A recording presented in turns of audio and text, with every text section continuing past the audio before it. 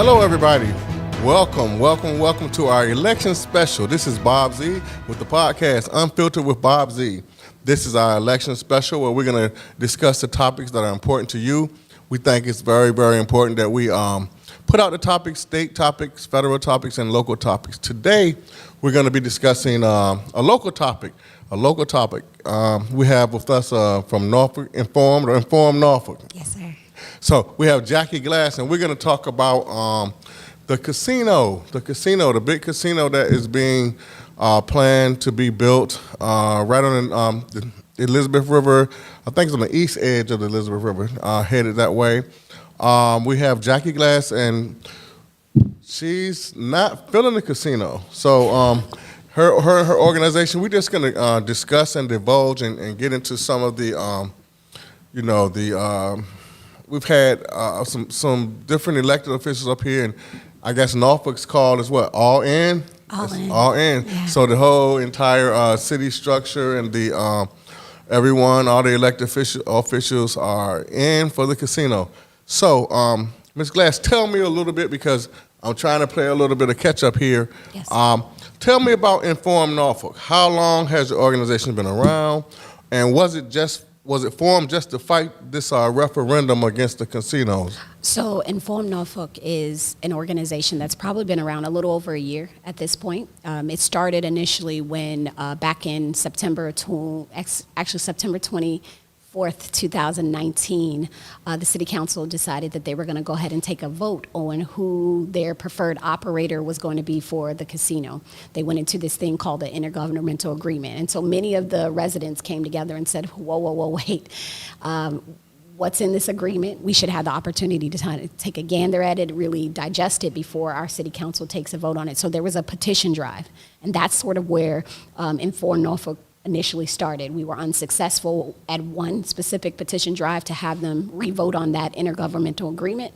And then we did another one which was successful and allowed the city, the residents of the city of Norfolk, to be able to have town halls and ask questions from city leadership, as well as making this referendum a true referendum, because the initial agreement would have made it so if we voted it yes or if we voted it no, that the preferred operator, which happens to be the Pamunkey tribe, would still be able to build whatever they wanted if they were given that option to use the land as tribal. Hold on, slow down.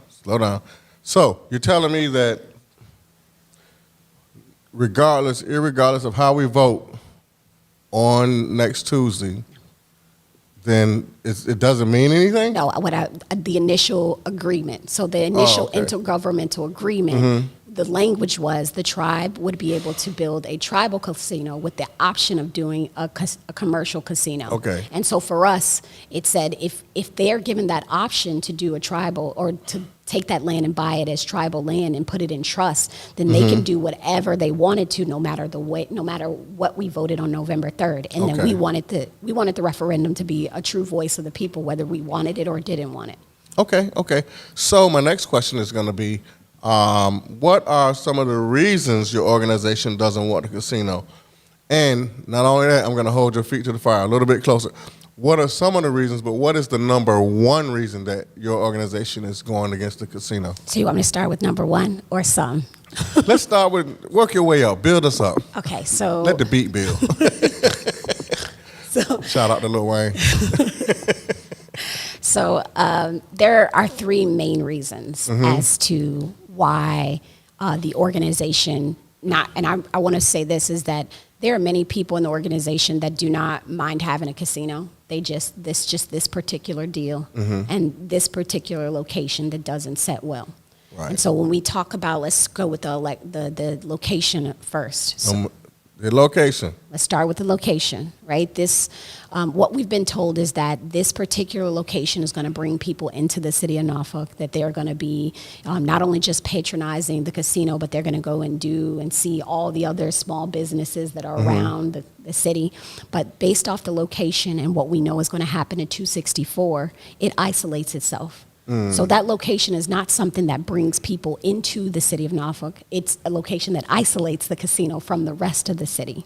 Now that's important, and there are others who have the environmental concerns and things like that with the location, but we have a developer that says, hey, we're going to pay for all of that.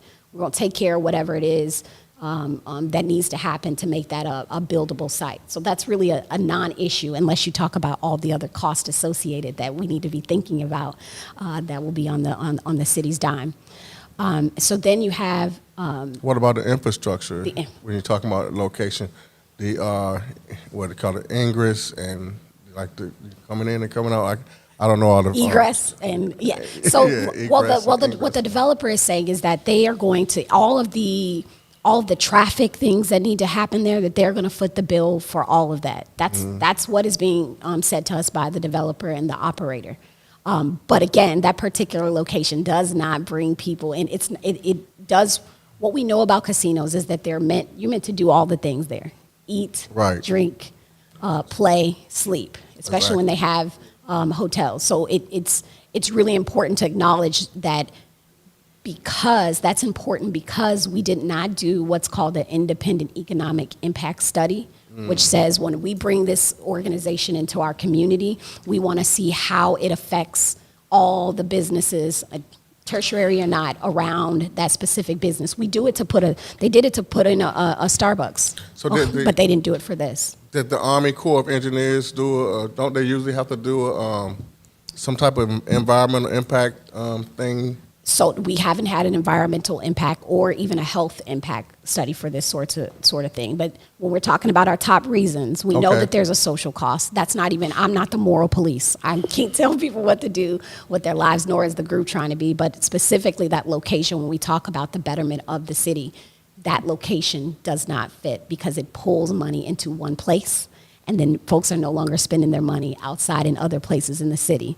So that's an issue. The location. Location is an issue. Okay. Number 2, let's go to number 2. Let's go to number which 2. would be the process. Now, this is the setting the stage for coming to this deal. What happened, and like I told you before, the process of getting that independent economic study, which is something, like I said, we'll do for a Starbucks, but this is one of the largest, or not one of, this is possibly the largest economic development opportunity that the city of Norfolk would have, and that we didn't do what we would do for a Starbucks for it. So to me, that set us on a ground that's really, really, really shaky. So you're concerned with the transparency of it all, or the speed and transparency? Which one? Well, the speed, we can't do anything about that at this point. We know Yeah. that we can't do anything about that. And we're very grateful that there were that group of citizens to sort of not slow it down, because November 3rd is going to come. November 3rd, 2020 is going to come no matter what we do in between,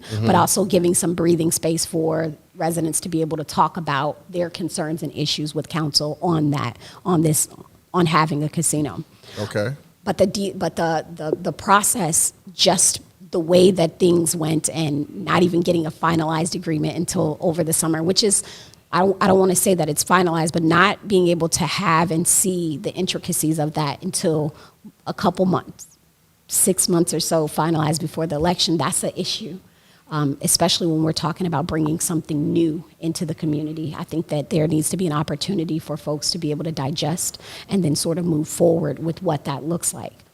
And COVID hasn't helped either, let's just say that too. Like the fact that people have other things, and let me first also express my privilege of time, of being able to sit and comb through disclosure agreements and city documents to really get a grasp on what's actually happened. I understand that, so it's a responsibility, a call to responsibility to share.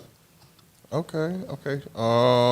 Number 2. Number 3, this Number is 3. it. This would be probably the most I don't want to say the most damning thing, but the most concerning part of this is the actual deal itself. Okay. Now, we can go into how the deal for the preferred operator is sort of a loan to own sort of scheme. But for us, as if we're looking at our livelihood as residents of the city of Norfolk, the deal itself is setting us up to lower our median income. Which is part of the reason I say that the median income is important, because it's the reason why people come to this area. It sets the tone for what a salary is worth in this area. It's set to drop our median income by about $9,000, and that's why some neighborhoods are like, well, why can't we get a Harris Teeter?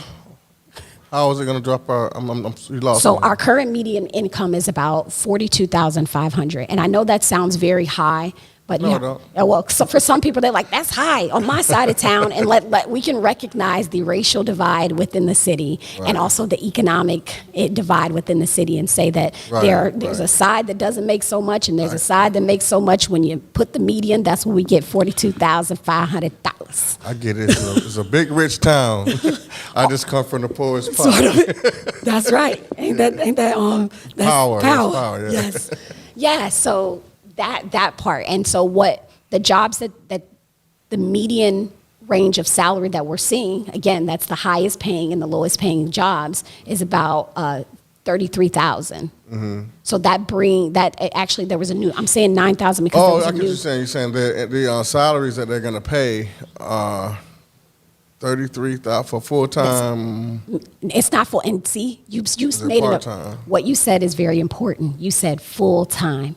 So the jobs that we're seeing that are going to be here are called, they're permanent jobs, not full time. And so Right. there's a very big difference between Oh, permanent and full time. And I'm not shaking my finger at no jobs because that's something that's needed. But I know that the people I talk to don't want another job that they're going to have to work 2 other jobs in order to have as well because they're already Right, doing right, that. But these are permanent jobs, meaning less than 4 hours. And that number is wages, benefits, and tips.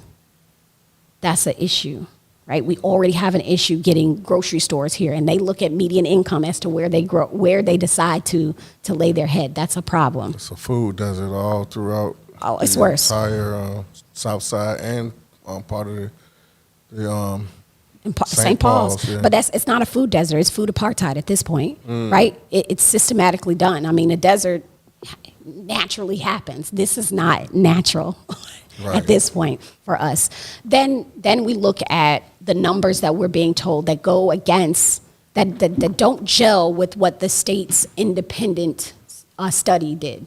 So the state did this thing called a JLARC, and I can't remember, it's like a joint legislative sort of this independent study where they looked at all the markets that were going to have casinos, the 5 places. Right, I remember that. Right. And so the JLARC says, you know what, guys, if you're going to have a casino, let's think about how much tourism is going to happen within the casino. So what the JLARC said is that we would get about 9%.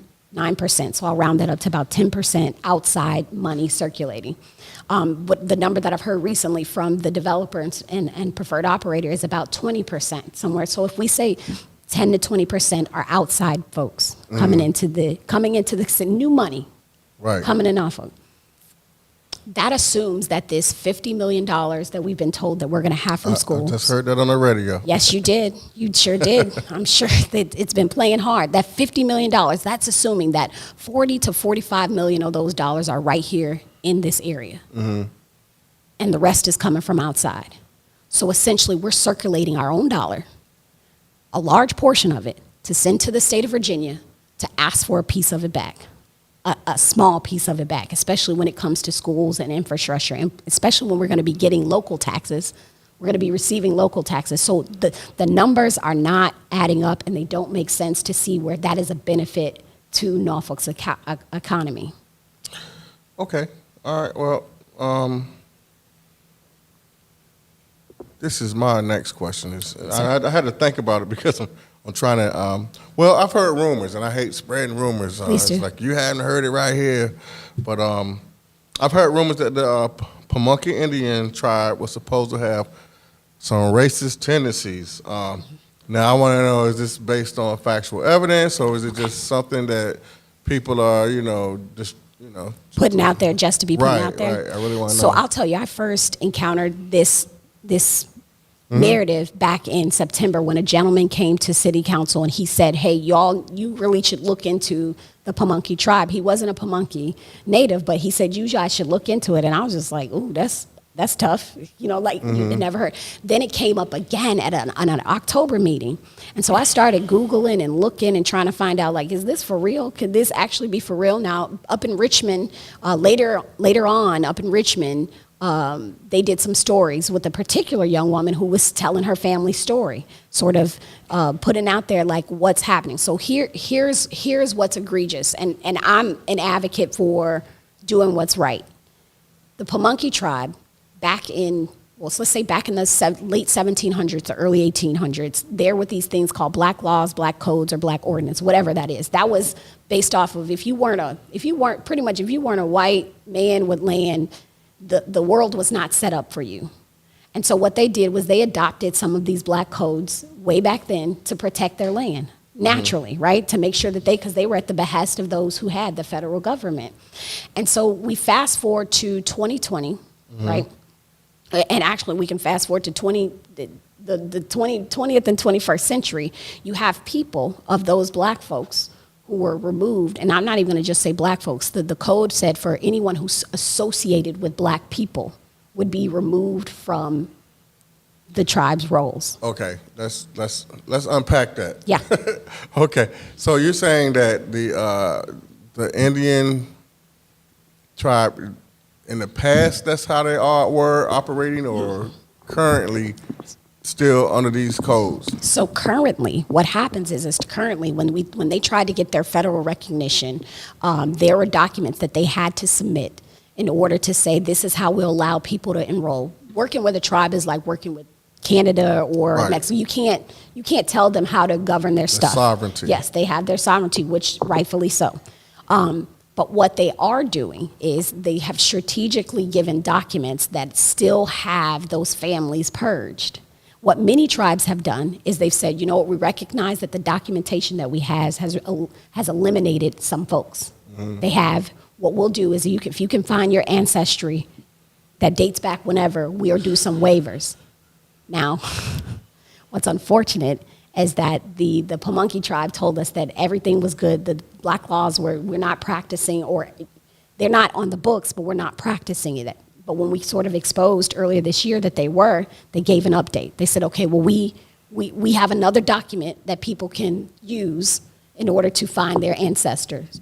Another document that is too purged of people with African ancestry or had dealt with black folks. So let's take the case that's out in the open, like Jasmine.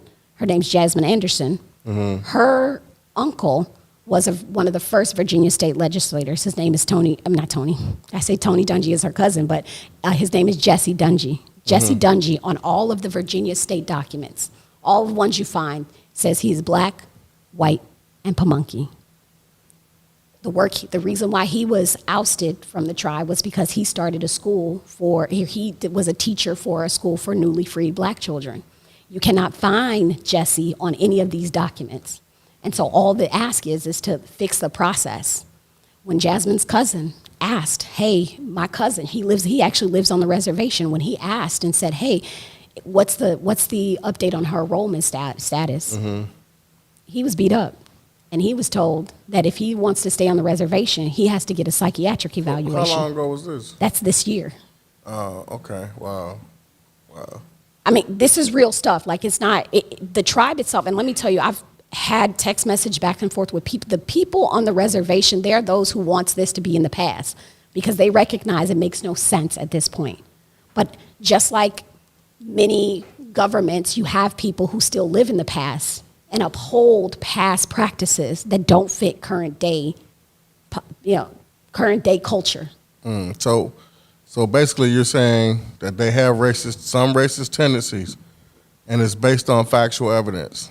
Absolutely. Okay, all right, okay. And I would encourage anybody that wants, because I FOIA documents from the federal level, I FOIA documents from the city, with all of this information, with sort of with all of it. Because I personally believe, like, I trust but I verify. I'm not gonna come out and say something if I can't verify it. And if I'm wrong, I have a growth mindset and I'll admit that I'm wrong. But in this case, this is an easy fix. So I don't understand why it's actually an issue, because many other tribes have done what's need to be done. Okay, my next question. What about the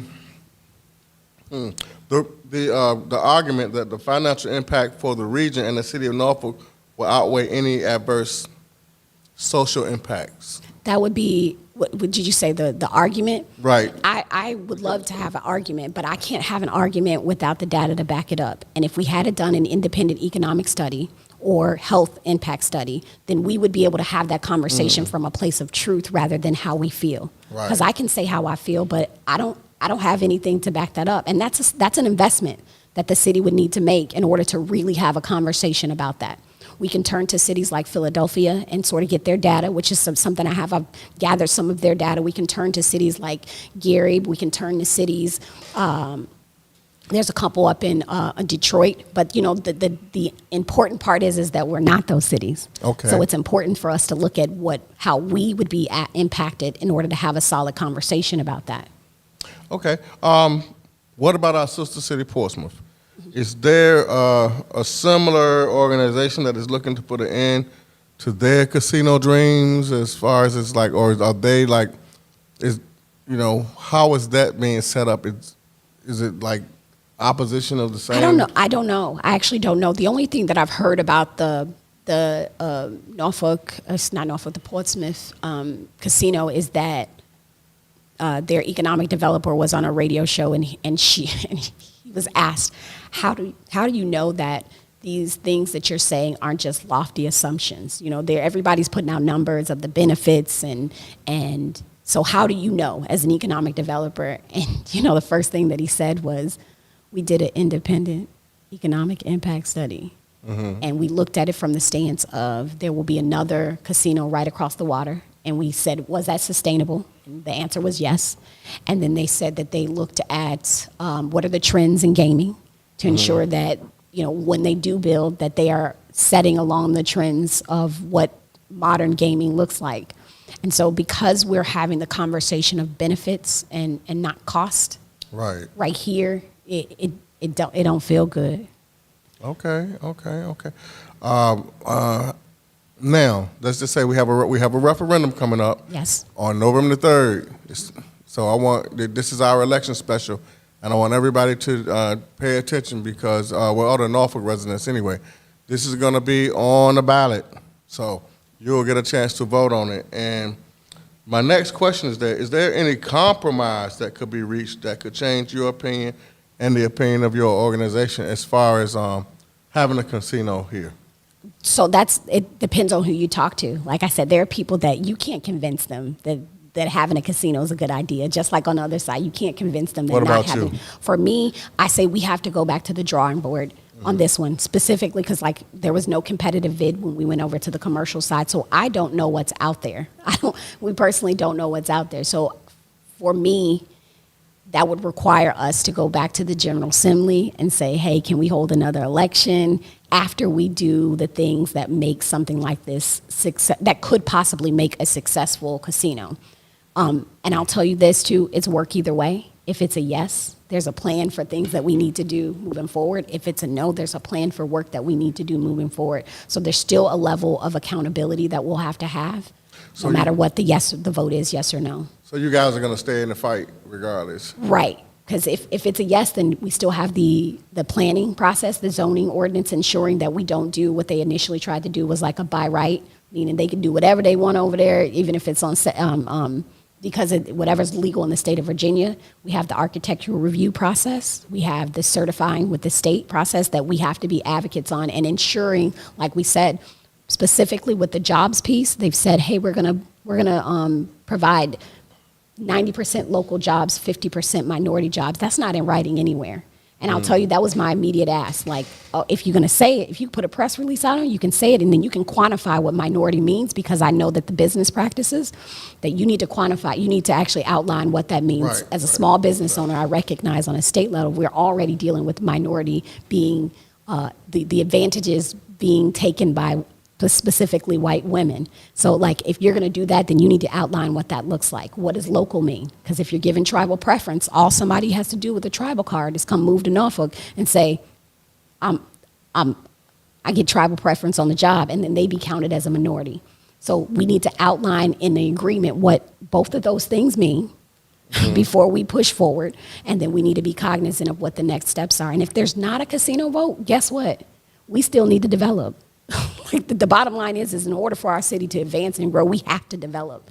Right. And so I think there's a responsibility for anyone that speaks out against this to not put the onus on the city's leadership to just figure it out. So what I'm hearing, I think, okay, let me just go back to what I know. Let's talk, not necessarily stigma, but I guess when when you have a casino, the negative stigma is that it's gonna, bring people down morally, and it's gonna, bring around prostitution, drugs, gambling addicts, all of those type of things.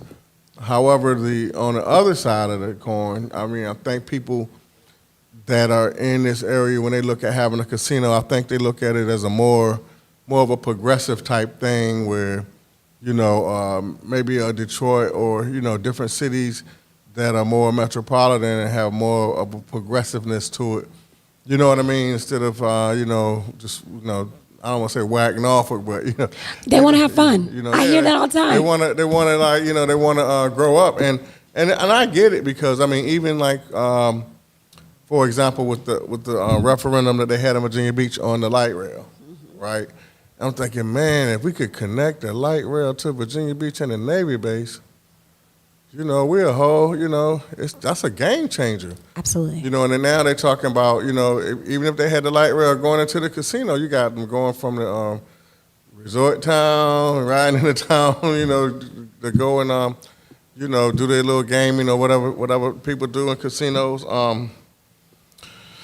So I get it, and I think, the process, and I probably, continue to ask questions about that, whether the process is fair. I guess I'm watching a little bit too much cable sometimes when they say, well, the reservation, this is sovereign land. I forgot what TV series I was watching. It's like, you can't come in here. The police can't come in here. This is our land. Well, the casino's not going to be tribal. It's going to be a commercial casino. All right, but the concern with the sovereign piece is that as far as governance of how they do business there, they can claim sovereignty. So that, acknowledging that's a okay and let's set a standard before we move forward. So I get that concern with people, but I believe in, taking a holistic approach to it, but also having a means for, as you say, compromise, or a means for I don't want the okey doke. Okay, I don't want us to get in a situation where then it's like, oh, well, snap, we can't do nothing about it now because we in bed. I mean, we don't want another MacArthur Center. We don't want another Nauticus. We don't, we don't want another Waterside, essentially, where we have these things that we brought in and we wish we would have did some things better. And I think I don't want wishful thinking, but unfortunately, we're at that point where I wish there were some things that have happened better so that I would be speaking from a different place, no matter what my opinion was on this matter. Well, I want to thank you for coming and being a part of our election special. Thank you for having me. You're welcome. We just heard from Jackie Glass from Inform Norfolk, and they are opposing the referendum on the casino. So stay tuned, and we'll see you on the other side.